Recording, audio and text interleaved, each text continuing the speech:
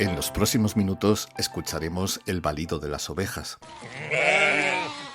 Conoceremos a pastores que aman el campo y la cultura de la trashumancia. Soy Javi Guerrero, tengo 28 años, soy pastor trashumante y agricultor ecológico. Soy José Manuel Sánchez Miguel, tengo 46 años, mi profesión es pastor transhumante. La trashumancia, una actividad que os recuerdo fue declarada Patrimonio Inmaterial de la Humanidad por la UNESCO en 2023. El desplazamiento de rebaños en verano e invierno, la trashumancia, es una práctica que esta semana ha sido declarada como Patrimonio Inmaterial de la Humanidad. La trashumancia puede parecer ahora solo una celebración exótica, un día de fiesta en el telediario o en algún pueblo, pero es mucho más. La UNESCO habló del profundo conocimiento del entorno que tienen quienes la practican, de la gestión de los recursos naturales que lleva asociada, de la cultura que genera a su alrededor. Has enseñado a comer pan de centeno, si te casarás conmigo, pastor, comerás de trigo. Por cierto, ¿qué es la trashumancia? La trashumancia es una práctica ganadera ancestral y ubicua en muchas zonas del mundo que consiste en la movilidad del ganado siguiendo los picos de productividad primaria, de mayor producción de vegetación, según el momento del año. Esto es El Estrellero, aquí hablamos de viajes, de pueblos con encanto, de playas y valles. El Estrellero es un blog y también es un podcast. La trashumancia, más allá de esta definición, nos lleva muy lejos en el tiempo. Hace 5 años, un grupo de investigadores de la Universidad de Valladolid reconstruyó el camino que los pastores del Neolítico recorrieron en los Pirineos en busca de pastos verdes hace 7.500 años.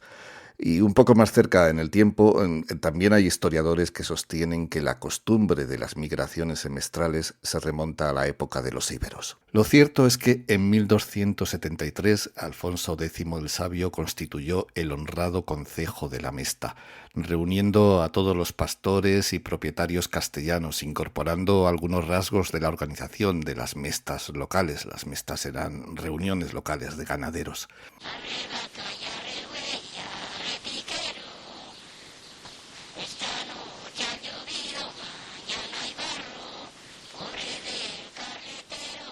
En España había entonces 125.000 kilómetros de vías pecuarias en toda la península y en las islas.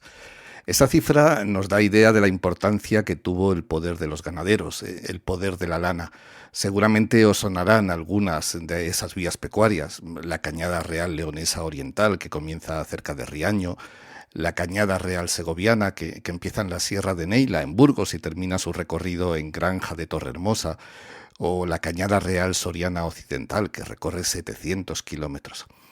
A lo largo de aquellos siglos XV, XVI, XVII, XVIII, la producción y exportación de la lana fue esencial en la economía de Castilla, y una gran parte de esas lanas exportadas procedía de las ovejas merinas trashumantes que organizaba el honrado Concejo de la Mesta. En 1765 se dice que se alcanzó el máximo pico de ovejas en aquellas vías pecuarias. Había unas 3.750.000 cabezas de ganado.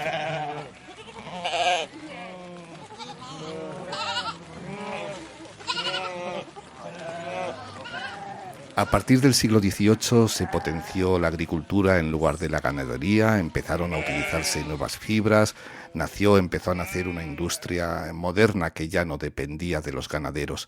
Cayó con ello el precio de la lana. En 1836 fue liquidado el honrado Concejo de la Mesta.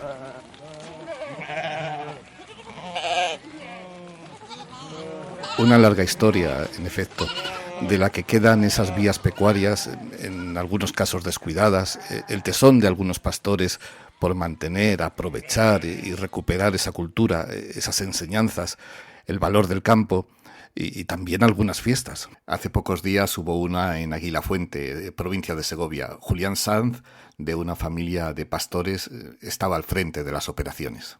Esto lo hacemos un poco para reivindicar la ganadería extensiva, que está acabándose. Por desgracia ya no hay ovejas, los pueblos se quedan sin ovejas, y sin ovejas la gente se va de los pueblos y no hay población.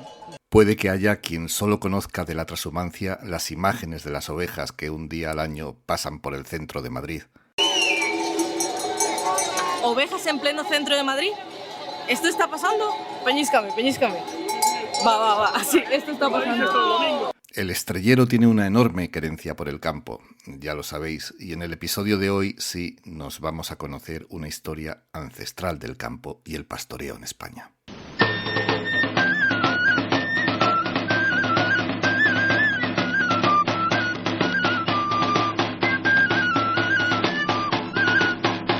Soy Javi Guerrero, tengo 28 años, soy pastor trashumante y agricultor ecológico.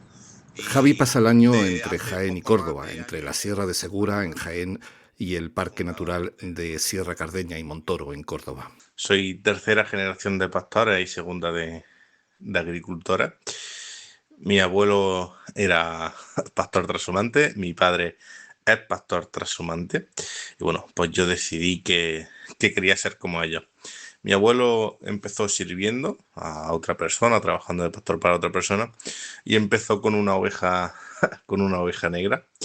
Y a medida pues que ya hasta que juntó 100 ovejas, ya se puso por su cuenta, ¿no? Y ahí un poco empieza nuestra historia familiar de pastores trashumantes. La familia Guerrero hace la trashumancia en camión. No veo otra forma de hacerlo por el estado de las vías pecuarias. Nosotros hacemos la trashumancia en camión, tal y como están las vías pecuarias, no queda alguna otra alternativa.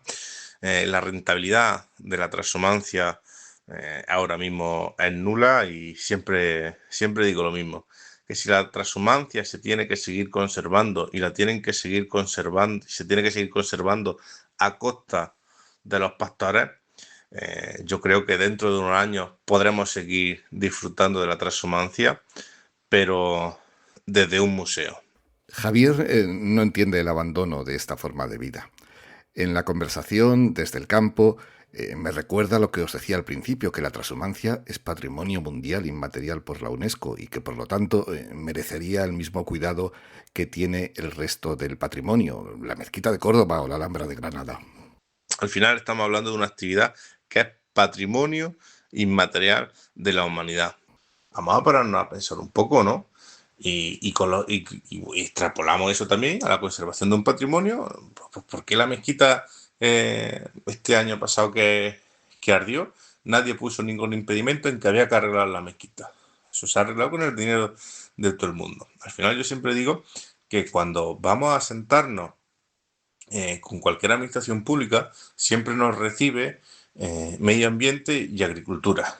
Y yo digo que a partir de ahora nos tiene que empezar a recibir medio ambiente, agricultura, educación y cultura. Javier Guerrero, además de pastor, está embarcado en el proyecto Vida Trashumante. Es una propuesta turística en la que puedes conocer de cerca esta forma de vida.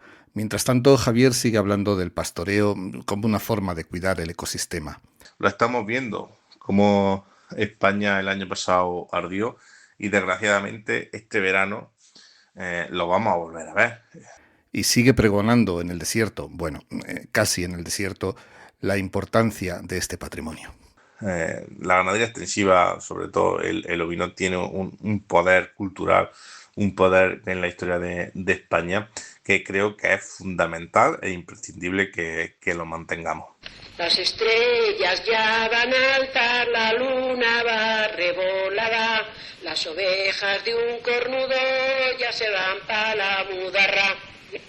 Y estando el pastor en celo, vio venir la loba parda. Nuestro siguiente invitado se llama José Manuel Sánchez y sí, también es pastor. Mira, soy José Manuel Sánchez Miguel, tengo 46 años, mi profesión es pastor transhumante y vivo en Huertas de Ánima, Trujillo. José Manuel está a punto de empezar una gran aventura, otra gran aventura, porque es el 4º año que hace la transhumancia y lo hace por 2 buenas razones. Empecé a hacer la transhumancia hace 4 años, por una sequía que hubo.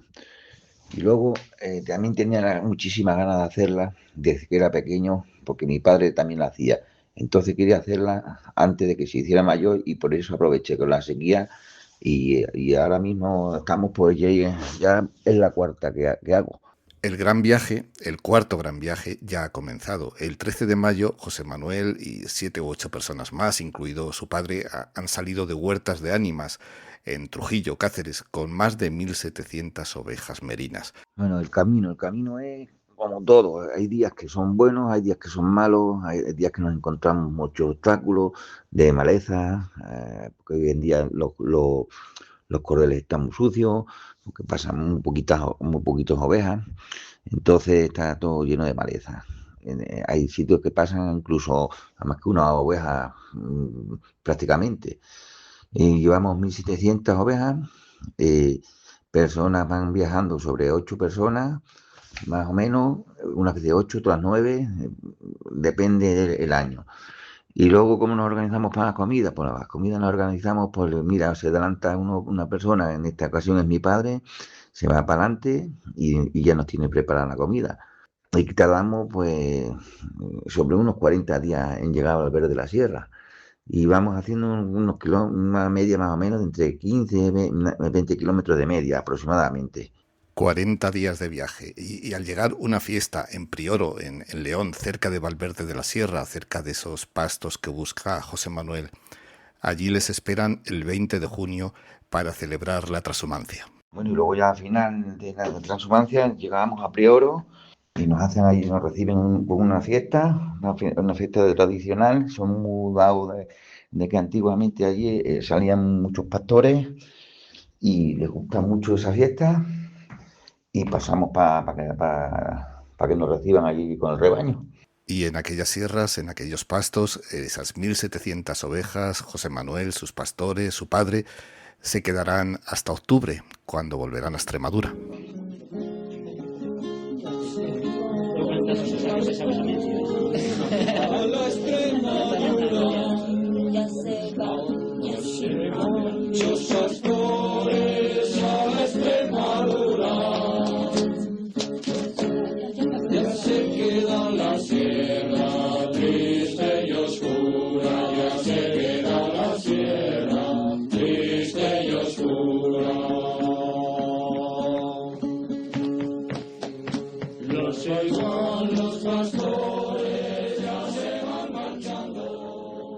Estas canciones populares que venimos escuchando desde el principio del episodio corrían de pueblo en pueblo desde tiempos inmemoriales.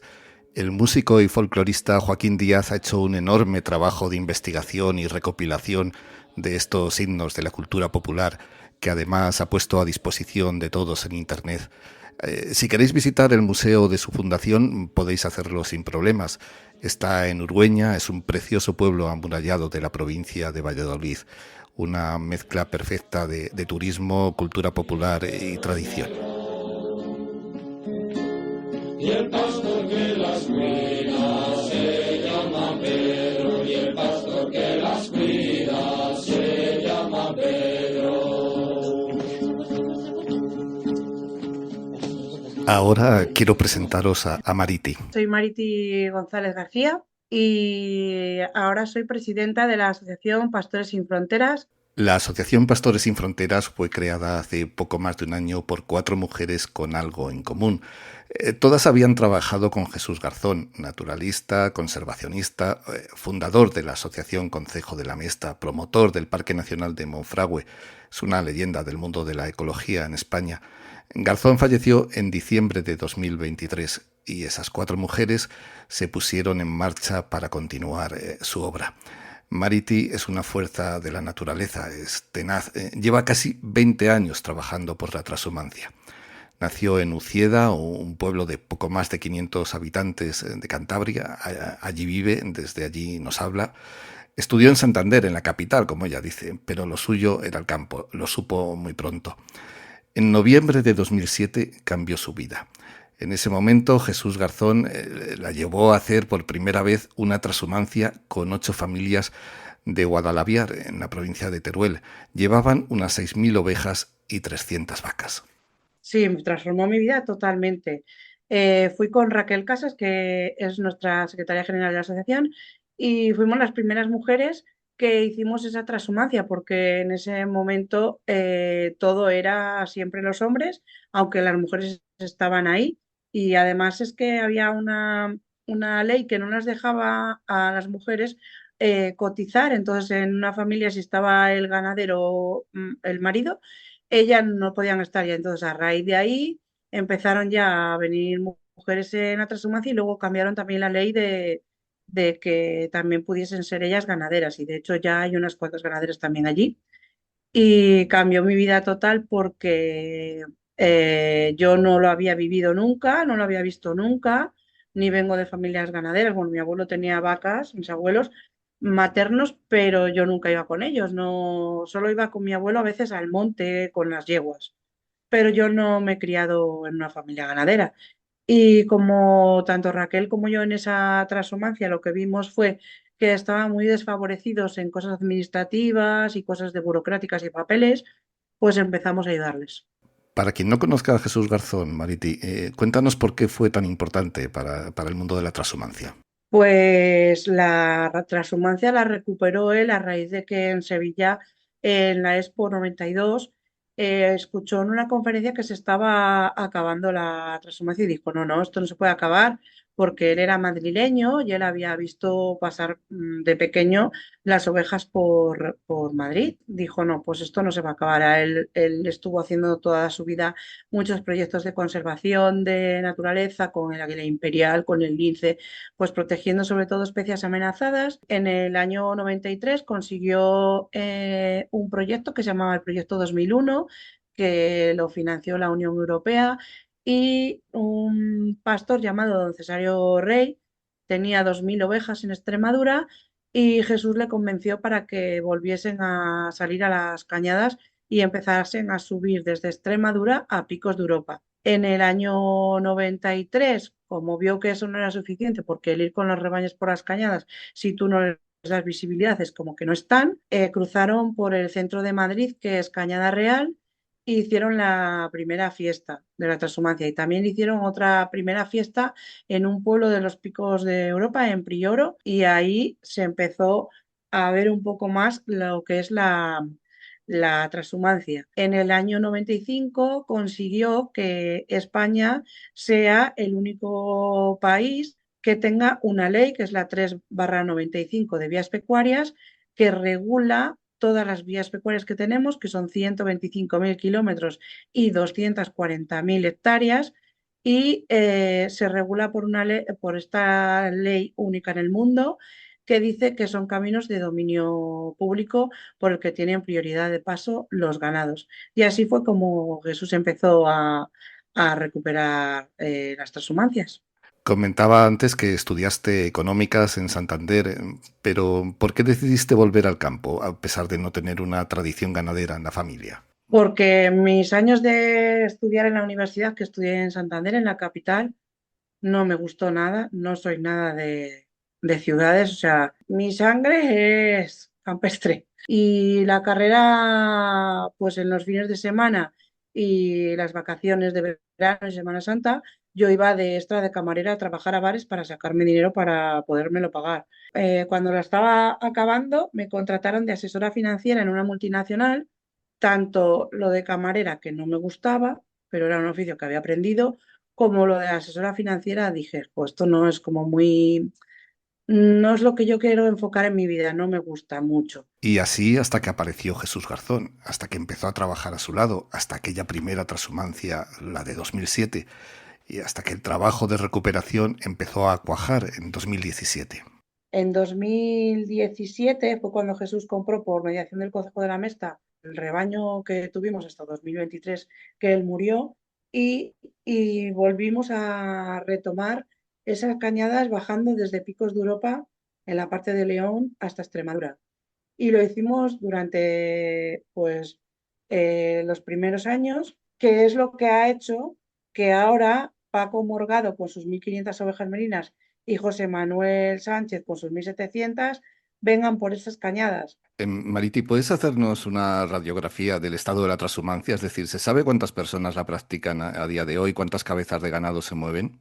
Pues no, no se sabe porque eso tendría que ser un instrumento que tendría que el Ministerio hacer una valoración, porque ¿qué pasa?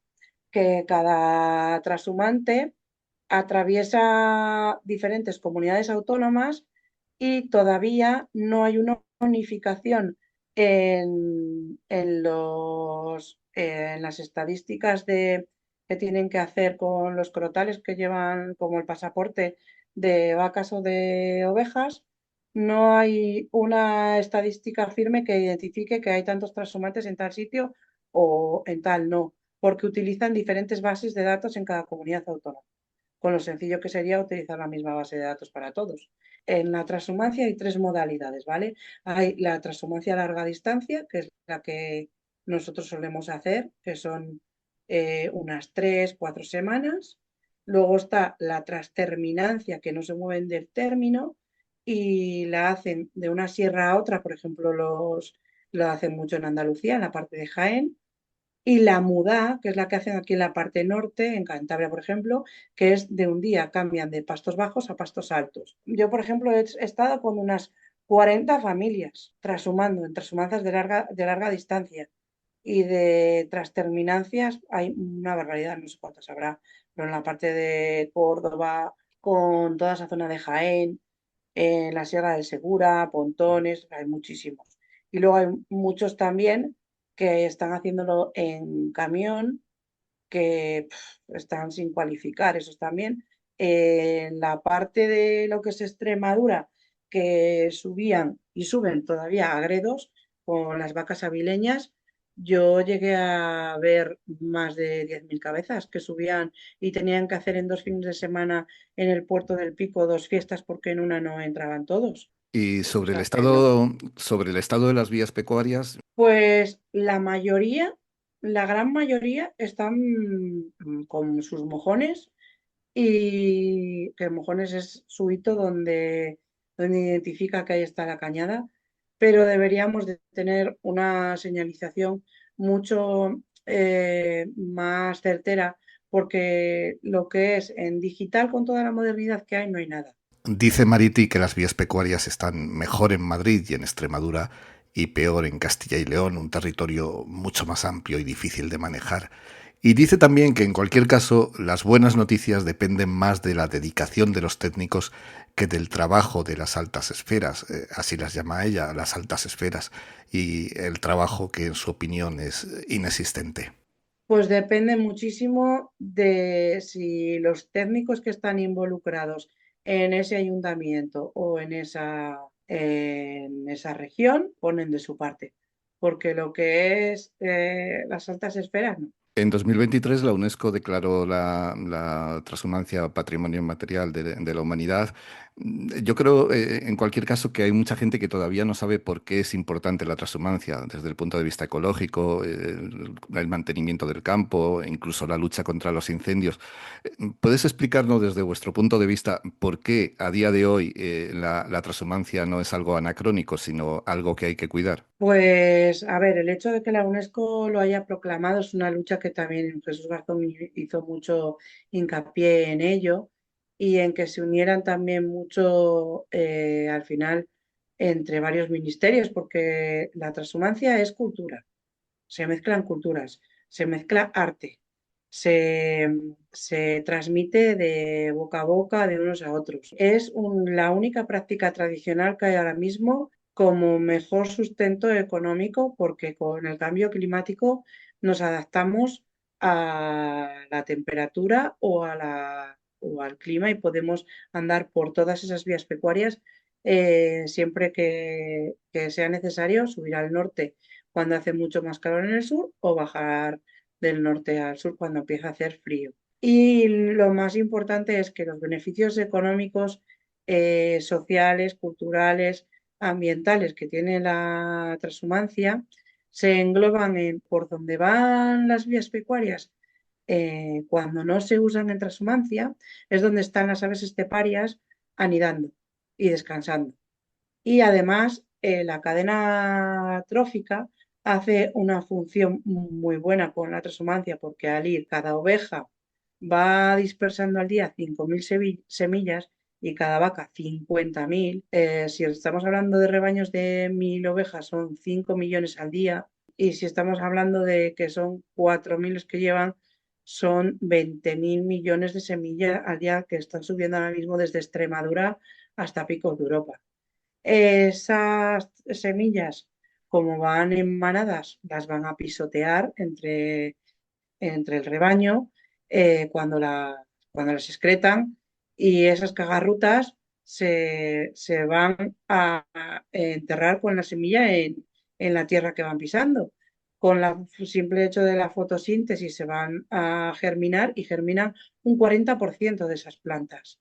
Es todo un proceso natural que además lo que hace es que al ir comiendo todos estos animales de manera natural, su carne es la carne de alto valor natural más buena que tenemos ahora mismo en este país. Todos esos beneficios son los que hacen que esta práctica debería de ser una práctica que al que la haga, a todos estos ganaderos que la practiquen, se les debería de pagar, porque es que no nos estamos dando cuenta que España es verde gracias a ellos. José Manuel Sánchez y Paco Morgado viajan estos días con sus ovejas, más de 3.000 entre los dos, de Extremadura a León. Paco será el último año que lo haga. Así lo decía hace unos días en la televisión de Extremadura. Bueno, fuerza ya va viendo poca. Ya tengo los 65 años cumplidos y esta la había prometido yo de hacerla andando para arriba. Para abajo me pregunta la gente que si voy a bajar, y yo siempre digo que primero hay que subir y después bajar. A lo largo del verano pues veré las fuerzas que hay, cómo están las ovejas también, la comida que hay, y ahora decido si bajo andando o no, pero para arriba es la última vez que sube. Estos días de primavera hay muchas fiestas de trashumancia en España, en Brieva de Cameros, en La Rioja, en Prioro, en León. Os dejo una pequeña agenda en la newsletter por si os queréis organizar un fin de semana de campo especial para recordar. En el último viaje de Paco Morgado, ese que está haciendo estos días entre mayo y junio, y en la explosión de las fiestas, cabe preguntarse si ese es el futuro que le espera a la trashumancia. Solo un espectáculo, unas ovejas en el centro de Madrid. ¿Ovejas en pleno centro de Madrid? ¿Esto está pasando? Peñíscame. Va. Sí, esto está pasando. Mariti espera que sea algo más que eso. ¿Que se hace una fiesta? Pues perfecto. Pero me encantaría que se seguirían haciendo las fiestas como hacíamos con Jesús Garzón, de los rebaños que bajen andando, no rebaños que vayan en camión, se les eche ahí de donde lleguen y se haga una fiesta. Sí, ese día es muy reivindicativo, muy bonito, pero no es real. Si te pones a mirar, no es real. Lo real es estar día a día, porque la trashumancia es 365 días al año. En el episodio de hoy hemos hablado de trashumancia, de pastoreo, de vidas rebeldes.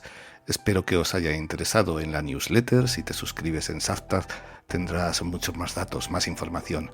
Pronto, nuevos lugares, nuevas historias en el podcast del Estrellero. Esto es El Estrellero, aquí hablamos de viajes, de pueblos con encanto, de playas y valles. El Estrellero es un blog y también es un podcast, es un punto de encuentro. Abre los ojos, disfrútalo.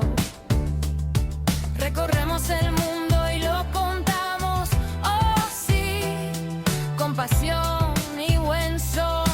Léenos, óyenos, viajar es vivir, vivir para viajar, viajar es vivir, viajar para contarlo.